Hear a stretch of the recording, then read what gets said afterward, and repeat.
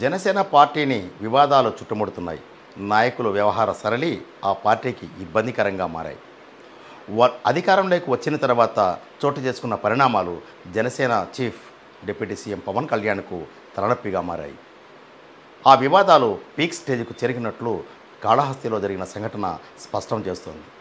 ఇంతకీ కాళహస్తి నియోజకవర్గంలో ఏం జరిగింది అనే విషయాలు తెలుసుకునే ముందు చిన్న సంఘటన ఇక్కడ చెప్పుకోవాల్సిన అవసరం ఉంది. ఎందుకంటే జనసేన పార్టీ ఆవిర్భావం నుంచి కాళహస్తి నియోజకవర్గంలో కోట వినూత, చంద్రబాబు దంపతులు పార్టీకి కీలకంగా వ్యవహరించారు.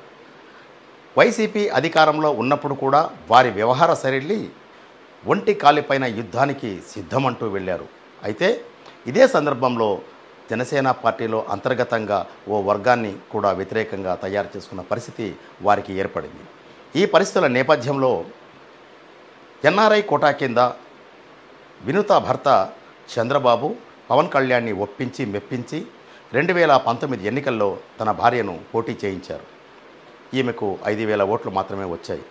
ఆ తర్వాత జనసేన పార్టీ చీఫ్ పవన్ కళ్యాణ్ కూటమి ఏర్పాటులో కీలకంగా వ్యవహరించారు.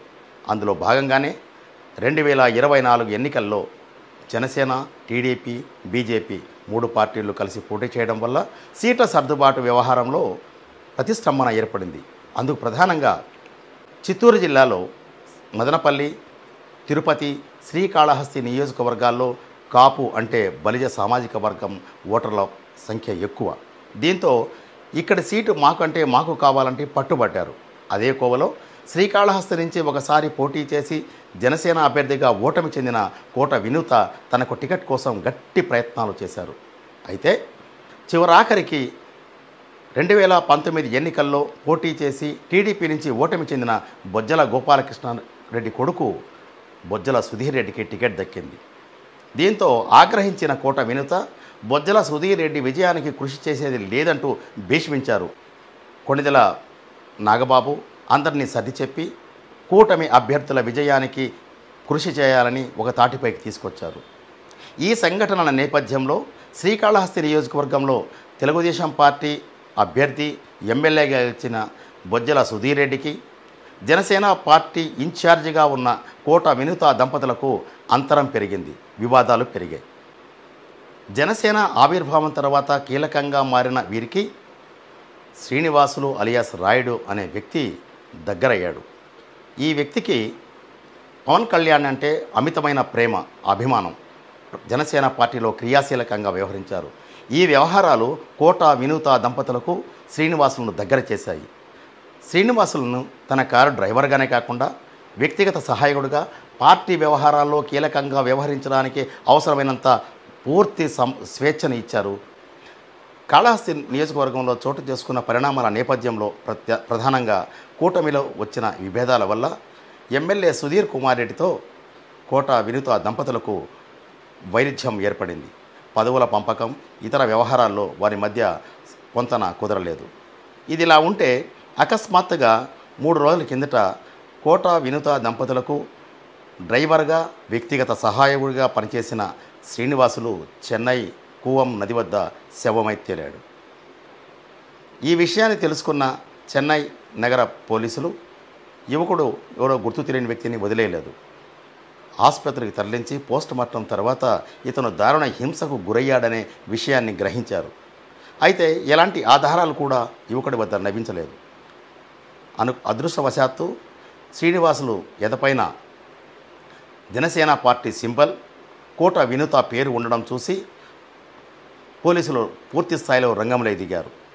ఇందులో దిమ్మెరపోయే విషయాలు బయటకు వచ్చాయి. ఏమిటి అంటే జనసేన బహిష్కృత నేత వినూత కథనం మేరకు, ఆమె పోలీసులకు ఇచ్చిన వాంగ్మూలం మేరకు అనేక విషయాలు ఇక్కడ ఆందోళన కలిగించే విధిగా ఉన్నాయని భావిస్తున్నారు. అందులో ప్రధానంగా 14 సంవత్సరాలుగా వినూత వద్ద పిఏగా ఉన్న శ్రీనివాసులు కోవర్టుగా మారి ఎమ్మెల్యే బొజ్జల సుధీర్ రెడ్డికి సమాచారం అందిస్తున్నారని సందేహించిన వినూత శ్రీనివాసులను పక్కన ఉంచారు. ఆ తర్వాత కూడా కొన్ని ఫోటోలు, వీడియోలు ఎమ్మెల్యే బొజ్జల సుధీర్ రెడ్డికి చేరినట్లు విశ్వసనీయ సమాచారం. ఈ పరిస్థితుల్లో శ్రీనివాసులను చిత్రవధకు గురిచేసి చంపేసినట్లు పోలీసుల దర్యాప్తులో తేలింది. ఈ విషయాన్ని చెన్నై నగర పోలీస్ కమిషనర్ అరుణ్ కూడా స్పష్టం చేశారు. ఆ మేరకు ఎఫ్ఐఆర్లో కూడా నమోదు చేసినట్లు ఆయన చెప్పారు. ఈ పరిణామాలు కాస్త తీవ్ర సంచలనం రేకెత్తించాయి. అంటే తన వద్ద పిఏగా పనిచేస్తున్న శ్రీనివాసులు ఎమ్మెల్యేకు బొజ్జల సుధీర్ రెడ్డికి కోవర్టుగా మారి తమ పరువు ప్రతిష్టకు భంగం కలిగించడమే కాకుండా ఇంటిలో స్పై కెమెరాలు కూడా ఏర్పాటు చేశారనే సందేహాన్ని వారు వ్యక్తం చేస్తున్నారు. ఈ విషయంలో తాము బయటకు వచ్చిన తర్వాత అన్ని విషయాలు బహిర్గతం చేస్తామని కోట వినుత కోర్టుకు హాజరు పరిచే సమయంలో ఆగ్రహంగా చెప్పారు.